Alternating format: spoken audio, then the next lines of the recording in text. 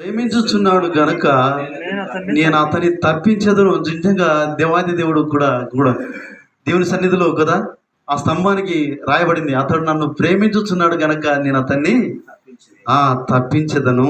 అతడు నా నామం ఎరిగిన వాడు గనక నేను అతన్ని ఘనపరచెదను. అతడు నాకు మొర్రపెట్టగా నేను అతనికి ఉత్తరం ఇచ్చేదను. చూడండి, 3 విషయాలు మనము చేస్తే దేవాది దేవుడు ఎన్ని విషయాలలో మనకు సహాయం చేస్తాడో చూద్దామండి. అతడు నన్ను ప్రేమించుచున్నాడు కనుక నేను అతన్ని తప్పిస్తాడంట. రెండోది, అతడు నా నామం నెరిగిన వాడు కనుక నేను అతన్ని ఘనపరిచేదను అంటాడా. మూడోది, అతడు నాకు మొరపెట్టగా నేను అతనికి ఉత్తరం ఇచ్చేదను. ఏం చేస్తాడంట? తప్పిస్తాడంట, ఘనపరుస్తాడంట, ఉత్తరం ఇస్తాడంట. ఇంకా శ్రమలో నేను అతనికి తోడయుండేదను, అతన్ని విడిపించి అతన్ని గొప్ప చేసేదను, దీర్ఘాయువు చేత అతన్ని తృప్తిపరిచేదను, నా రక్షణ అతనికి